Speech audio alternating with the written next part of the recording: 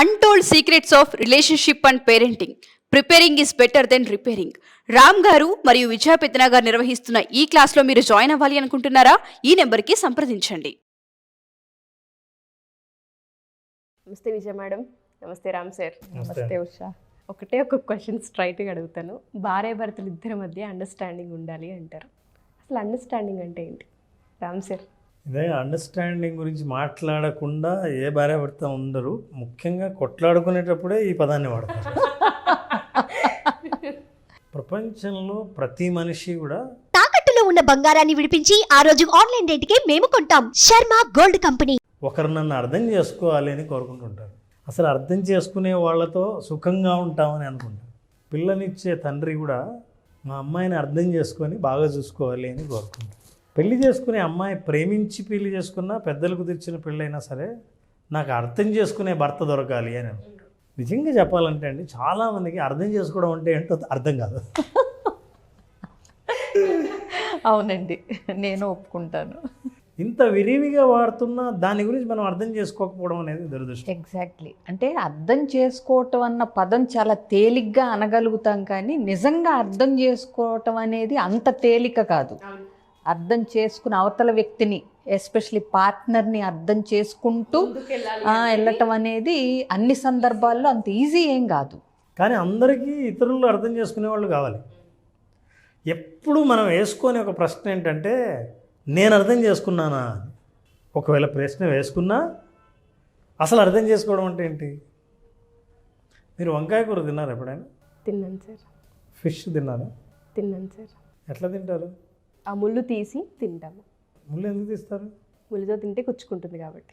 అంటే మనం ఏదైనా తినాలనుకున్నప్పుడు ఏది పక్కన పెట్టాలో, ఏది తీసుకోవాలో మనం ఎంజాయ్ చేయాలని అనుకుంటే, వండేటప్పుడే ఇందులో పడేసేవి ఉంటాయని తెలిసి కలిపి వండి ఆ తర్వాత పడేసి మనం తిన్నట్టే, ఒక రిలేషన్షిప్లో ఎదుటి వ్యక్తిలో నాకు నచ్చనివి ఉన్నా, నచ్చనివి రెండు ఉన్నా, నచ్చనివి కూడా ఉంటాయి అని అక్నాలెడ్జ్ చేయడమే అర్థం చేసుకోవడం అని. మీకు కూడా నాకు నచ్చనివి కూడా మీలో ఉంటాయి అని ప్రిపేర్ అవ్వడమే అర్థం చేసుకోవడం అంటే. నాకు అన్నీ నచ్చాలి, మీరు సిగరెట్లు మానాలి అని, మీరు ఎన్ని గంటలకు రావాలి, మీరు ఇలాగే మాట్లాడాలి, ఎందుకు కూర్చున్నారు, ఈ కలర్ షర్ట్ నాకు ఇష్టం లేదు, ఇవన్నీ ఎక్స్పెక్టేషన్. నాకు నచ్చేవి, మరి వాళ్ళకి నచ్చేవి, వాళ్ళకి నచ్చేవి నేను పట్టించుకోను. మనం అర్థం చేసుకోవడం అంటే ఏంటి? అర్థం చేసుకోవడం అంటే ఏంటంటే, నాకు ఇబ్బంది అయినా సరే మీకు ఇష్టమైతే ఆ ఇబ్బందిని నా అనుకూలంగా మార్చుకోవడానికి సిద్ధంగా ఉన్నా అని అనుకోవడమే అదృష్టం. ఫిష్ తినడం కష్టమైనా సరే తినాలన్న కోరిక వల్ల చాలా జాగ్రత్తగా ముళ్ళును పక్కన తీసిపెట్టి ఆ తర్వాత నేను ఫిష్ తింటా, ముళ్ళును నేను అసహించుకోను, కానీ ఉంటుందని ముందే తెలుసు కాబట్టి. ఇలా అవతల వాళ్ళకు కూడా ఉన్న ఎక్స్పెక్టేషన్స్ కానీ, కోరికలు కానీ, అలవాట్లు కానీ వాళ్లకు వాళ్ళ పద్ధతి ప్రకారం ఉంటాయి. ఆ పద్ధతులు నాకు పూర్తిగా నచ్చాలన్న రూల్ ఏం లేదు అన్న జ్ఞానం కలిగి ఉండడమే అర్థం చేసుకోవడం. సో మీరు అన్నట్టుగానే చాలా సందర్భాల్లో అది యాక్సెప్ట్ చేయడం కష్టంగా ఉంటుంటుంది. కొన్నిసార్లు అర్థం కాదు కూడా అని అర్థం చేసుకోవడం. ఏం చెప్తారు విజయ్ గారు దానికి?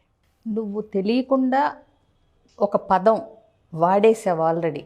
ఏంటంటే యాక్సెప్ట్ చేయటం కష్టంగా ఉంటుంది అని. సో ఆ యాక్సెప్టెన్స్ ఎప్పుడైతే ఉందో అది అండర్స్టాండింగ్కి లీడ్ చేస్తుంది. అంటే ఏంటి, ఒక వ్యక్తిని ఇప్పుడు ఎవ్వరూ 100% పర్ఫెక్ట్ కాదు అనే ఒక ఆలోచన ఎప్పుడూ మనకు ఉండాలి. సో అర్థం చేసుకోవటం అన్నప్పుడు ఆ పర్ఫెక్షన్ లేనివి ఒప్పుకోగలగాలి అవతల వ్యక్తిలో. అంటే ఏంటి, ఇవి నాకు నచ్చనివి ఉన్నాయి, అయినా నేను అవి యాక్సెప్ట్ చేస్తూ ముందుకెళ్తాను తనతో రిలేషన్షిప్లో అనేది. మళ్ళీ అది లీడ్స్ టు అండర్స్టాండింగ్. అంటే ఏంటి, ఎప్పుడైతే యాక్సెప్టెన్స్ లేదో, అంటే ఏంటి, నాకు నచ్చినట్టే ఉండాలి, నాకు తగ్గట్టే ఉండాలి అంటే ఇక్కడ ఏమవుతుంది, ఎక్స్పెక్టేషన్స్ ఎక్కువ, యాక్సెప్టెన్స్ తక్కువ. ఇది ఉన్నప్పుడు అండర్స్టాండింగ్ అనేది దరిదాపుల్లో కూడా రాదు. అర్థవంతంగా జీవించటం, అర్థం చేసుకుని కలిసి బ్రతకటం అనేది ఉండదు. అర్థం చేసుకోవాలి అనే ఆలోచన ఉన్నప్పుడు ఈ ఒప్పుకోగలగటం అనేది వస్తుంది. అర్థమైందా? అంటే ఏంటి, కలిసి ఉండాలి, చక్కగా కలిసి ఉండాలి అంటే ఇప్పుడు బాగుండాలి, కానీ బాగుంటాం అంటే ఏంటి అనేది అర్థం కావాలి. ఇంకొకటి ఈ సందర్భంగా నేను చెప్పేది ఏంటంటే, మళ్ళీ మనం ఒకసారి పాత ఎపిసోడ్స్లో మనం మాట్లాడుకున్న విషయాలు, లవ్ లాంగ్వేజెస్ అని మాట్లాడుకున్నాం మనం. అంటే నువ్వొక భాషలో మాట్లాడి నేనొక భాషలో మాట్లాడి ఇద్దరు ఒకళ్ళకొకళ్ళు అర్థం కావాలి అంటే కష్టం. నువ్వు తెలుగులో మాట్లాడి నాకు మలయాళం మాత్రమే వస్తే నువ్వెంత నీ ఆవేదన చెప్పినా అర్థం కాదు, అలాగే ప్రేమని చెప్పినా అర్థం కాదు. అలాగే నేను మలయాళంలో మాట్లాడి నీకు మలయాళం ఒక్క ముక్క రానప్పుడు నేను ఎంత నా ప్రేమని ఎక్స్ప్రెస్ చేసినా, నా అర్థవంతమైన అభిప్రాయాలని భావాల్ని వ్యక్తపరిచినా నీకు ఒక్క ముక్క అర్థం కాదు. సో ఇక్కడ అర్థం చేసుకోవటం అంటే ఏంటంటే, నువ్వు కొద్దిగా మలయాళం నేర్చుకోవటం, నేను కొద్దిగా తెలుగు నేర్చుకుంటూ ఒకళ్ళనొకళ్ళని అర్థం చేసుకోవటానికి, ఒకళ్ళ లాంగ్వేజ్ ఒకళ్ళని అర్థం చేసుకోవటానికి ప్రయత్నిస్తున్నప్పుడు, ఇది భాష కాబట్టి తేలిగ్గా చెప్పగలిగాం. చాలా బాగుంది, మంచి ఎగ్జాంపుల్ చెప్పారు. సో ఈ లవ్ లాంగ్వేజెస్లో మనం మళ్ళీ గుర్తు చేస్తున్నాను నేను, వర్డ్స్ ఆఫ్ ఎఫర్మేషన్ అంటే ఏంటి? అప్రిసియేషన్. ఇది ఇవాళ ఇది అది చిన్నదైనా సరే అంటే ఏంటి? ఒక భార్య ప్రేమగా భోజనం వడ్డించింది, అది రోజు చేసే వంట అయినా సరే నువ్వు కొద్దిగా అప్రిషియేట్ చేసినప్పుడు ఆవిడికి హ్యాపీనెస్ అనిపించవచ్చు, ఆవిడ లాంగ్వేజ్ అదైతే కనుక. సో ఇప్పుడు ఏదో సినిమాలో మహేష్ బాబు అంటాడు, రోజు వెన్నెలను చూస్తాం మనం కానీ అప్పుడప్పుడే దాన్ని గమనిస్తామని చెప్పి. సో ఎక్కువగా గమనించండి. అప్పుడప్పుడే ఎందుకు గమనించాలి? ఎప్పుడో 10 పౌర్ణములకే వెన్నెలు ఎందుకు గమనించాలి? ప్రతి పౌర్ణమిని ఆస్వాదించండి. ప్రతి రోజుని ఒక చిన్న సర్ప్రైజ్తో, ఒక చిన్న ఇదితో ఏదో ఒకటి ఎగ్జైటింగ్గా చేసుకుని అర్థవంతంగా జీవించాలి. సో ఈ వర్డ్స్ ఆఫ్ ఎఫర్మేషన్ కానీ పనుల్లో హెల్ప్ చేయటం, ఇదొకటి కోరుకుంటారు. ఇంకోటి గిఫ్ట్లు, సర్ప్రైజ్లు. అవి ఏంటి? ఎంత పెద్ద గిఫ్టు, ఏదో వేలకు వేలు లక్షలు అక్కర్లేదు. సడన్గా వస్తూ తనకిష్టమైనది ఏదో ఒకటి మనం పట్టుకెళ్ళినప్పుడు ఏంటంటే, నువ్వు నా ఆలోచనల్లోకి వచ్చావు, అది చూడగానే నీకు ఇష్టం కదా అనిపించింది. అది గిఫ్ట్ యొక్క పర్పస్. ఏదో తెచ్చామా ఇచ్చామా పుట్టినరోజుకి ఏదోటి అన్నట్టుగా కాకుండా, అవతల వ్యక్తికి ఏది నచ్చుతుంది అన్నది మనం టైం స్పెండ్ చేసి అర్థవంతంగా ఇచ్చినప్పుడు ఆ గిఫ్ట్కి ఒక పరిపూర్ణత అనేది వస్తుంది, అది చిన్నదైనా సరే. అట్లాగే ఫిజికల్ టచ్, ఫిజికల్ ఇంటిమసీ అనేది బెడ్రూమ్లోనే కాదు హాల్లో కూడా ఉండొచ్చు అని చెప్పే ఒక చిన్న ఆప్యాయతతో కూడిన ఒక స్పర్శ. అలాగే క్వాలిటీ టైం, 10 నిమిషాలైనా సరే కూర్చుని, ఏమో రోజంతా ఏం చేసావు, నేను ఆఫీస్ నుంచి ఇంటికి వచ్చిన తర్వాత ఇవాళ ఏమన్నా డిఫరెంట్గా ఉందా, ఎలా గడిచింది నీకు రోజు అని అడిగి, ఆవిడ చెప్పే ఆతృతగా వెయిట్ చేస్తుంటారు కొంతమంది, మా వారు రాగానే ఈ చెప్పేయాలి అవి చెప్పేయాలని. అవన్నీ నీకు ఇంట్రెస్ట్ ఉన్నా లేకపోయినా ఆవిడ ఉత్సాహాన్ని గమనించి వినటమే అర్థం చేసుకోవటం.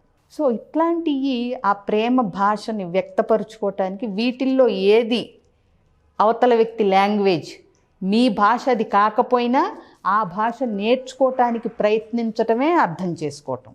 ఆవిడ గిఫ్ట్లు ఇష్టం, మీకు అసలు గిఫ్ట్లు ఇచ్చే అలవాటు లేదు కానీ చేసుకోండి.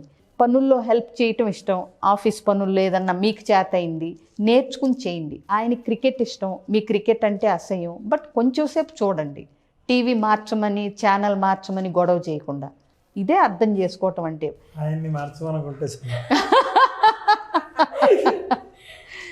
సో చిన్నవే ఎక్కువ అర్థం చేసుకోవటం అంటే అదేదో పెద్ద గుదిబండ ఏమనుకోక్కర్లా మనం, కాదు. అది ఇంకా సింపుల్గా చెప్పాలంటే అండి, మీ గురించి మీరు ఆలోచించేలోపు నేను ఆలోచించడమే అర్థం చేసుకోవటం. So sweet. ఉషా బాగా కనెక్ట్ అయినట్టు అనిపించిందండి నాకు మొదటి నుంచి ఉషా ఎక్స్ప్రెషన్స్ చూస్తే. చాలా బాగున్నాయి నిజంగా. ప్రాక్టికల్ లైఫ్లో మనం చాలాసార్లు ఎక్స్పెక్టేషన్స్తో బతికేస్తూ ఉంటాం, కానీ మనం ఎంతవరకు అర్థం చేసుకున్నాం అన్నది చాలాసార్లు మనన కూడా చేసుకోము. ఒక్కసారి మనం అర్థం చేసుకోవడం మొదలు పెడితే అవతల వాళ్ళు కూడా అర్థం చేసుకోవడం మొదలవుతూ ఉంటుంటుంది. ఎగ్జాక్ట్లీ. దీంట్లో కూడా ఉంటుంది, నీకేం కావాలో ముందు నువ్వు అది ఇవ్వు. సో ఇస్తూ ఉంటే తిరిగి వస్తూ ఉంటుంది. సో అర్థం చేసుకో, ప్రయత్నించు, నువ్వు చేసుకుంటూ ఉండు. అవతల వాళ్ళకు కూడా ఓహో ఇలా అర్థం చేసుకోవాలా, ఇది నాకు నచ్చింది కదా, నేను కూడా తనతో ఇలా ఉంటే బాగుండు, తనకు నచ్చుతుంది అనే భావాన్ని క్రియేట్ చేయి. మేడం చెప్పినట్టుగానే చాలా సందర్భాల్లో ఆ స్పేస్ అనేది ఎక్కడో తెలుసుకోలేకనో ఆ బౌండరీస్ని సరిగ్గా లేకపోవడం వలన డ్యామేజ్ ఖచ్చితంగా జరుగుతూ ఉంటుంది. ఎప్పుడైతే డ్యామేజ్ మనం చూస్తూ ఉంటామో మూడో వ్యక్తి వల్ల క్రియేట్ అయ్యే ప్రాబ్లం ఉంటూ ఉంటుందో జీవితాల్లో తెలియకుండానే ఒక నెగిటివ్ షేడే ఉంటుంది. ఉన్నాడంటే ఉన్నాడు, ఉంది అంటే ఉంది, ఇంకా ఆ పర్సన్ మారదంటే మారదని ఒక ముద్ర వేసేసుకుంటూ ఉంటారు. అలాంటి వాళ్ళు ఎవరైనా సరే మాకు ఇది చాలా ప్రాబ్లమేటిక్గా ఉంది, లైఫ్ లాంగ్ మోయాలంటే కష్టంగానే ఉంది, పిల్లల కోసం అడ్జస్ట్ అవుతున్నాం, సమాజంలో పరువు కోసం అడ్జస్ట్ అవుతున్నాం అనే వాళ్ళు ఉంటుంటారు. అలాంటి వాళ్ళకి ఒకసారి మన క్లాస్కి అటెండ్ అయితే రిలీఫ్ ఏ విధంగా ఉంటుంది అంటారు సార్? ఇప్పుడు ఫర్ ఎగ్జాంపుల్ నేను మీతో ఒక విషయం చెప్పిన తర్వాత మీరు విన్నాను అనుకోండి, ఇదే విషయం నేను 10 మందికి ఆల్రెడీ చెప్పేశానని తెలిస్తే నేను మీకు ఎంతవరకు ఇంపార్టెన్స్ ఇచ్చానో చెప్పక్కర్లా. మీరే కదా నాకు అందరూ ఇంపార్టెంట్, లేదా మీరు కామన్ అని వెళ్ళిపోయినట్టు. అట్లా భార్యాభర్తలు పరిధులు నిర్ణయించడంలో మన ఇద్దరికి కలిపిన ఒక పరిధి, ఇందాక విజయ గారు చెప్పినట్టు పరిధిలో మన ఇద్దరు కలిపి ఒక పరిధి, మన ఇద్దరికి ఒకరికి ఒక పరిధి, ఇది ఎలా నిర్ణయించుకోవాలి, ఈ పరిధులు ఉండడం వల్ల జీవితం ఎంత హాయిగా ఉంటుంది అని తెలుసుకోవాలంటే what are those limitations and also what are all boundaries. ఈ బౌండరీస్ మీకు చాలా సేఫ్ గార్డ్గా పనిచేసే అద్భుతమైన ఉపయోగించేవి కొన్ని ఉంటాయి. అట్లాంటి బౌండరీస్ గురించి మనం డిస్కస్ చేస్తే ఆ బౌండరీస్ నిర్ణయించుకున్న తర్వాత వాళ్ళు ఇద్దరూ కంఫర్టబుల్గా ఫీల్ అవుతారు. అలాంటివి తెలుసుకోవాలంటే ఖచ్చితంగా మార్చి 10వ తారీఖున మనం untold secrets of relationship and parenting అనే ప్రోగ్రాంలో నేను విజయ గారు ఇద్దరం ప్రోగ్రాం కలిపి చేస్తున్నాం. ఎవరైనా సరే ఇంట్రెస్ట్ ఉన్న వాళ్ళు, ఎవరైనా భార్యాభర్తలు కానీ, భార్యాభర్తలు కాబోయే వాళ్ళు కానీ, తల్లిదండ్రులు కానీ, కాబోయే తల్లిదండ్రులు కానీ, ఫ్యామిలీ కౌన్సిలర్స్ కానీ, ప్రొఫెషనల్స్ కానీ ఖచ్చితంగా అటెండ్ అవ్వచ్చు. ఈ ప్రోగ్రామ్ను భారీ ఎత్తున చేస్తున్నాం, హైదరాబాద్లోనే జరుగుతుంది. ఈ ప్రోగ్రామ్ అటెండ్ అయితే ఎన్నో ప్రయోజనాలు ఉంటాయి. డెఫినెట్గా నెక్స్ట్ డే నుంచి వాళ్ళ జీవితం మారింది, ఈ విషయాలు తెలియటం వల్ల వాళ్ళ లైఫ్ ఒక న్యూ టర్న్ అయింది అనే ఫీలింగ్ ఖచ్చితంగా కలుగుతుంది. Thank you Ram sir, thank you Vijaya ma'am. Thank you.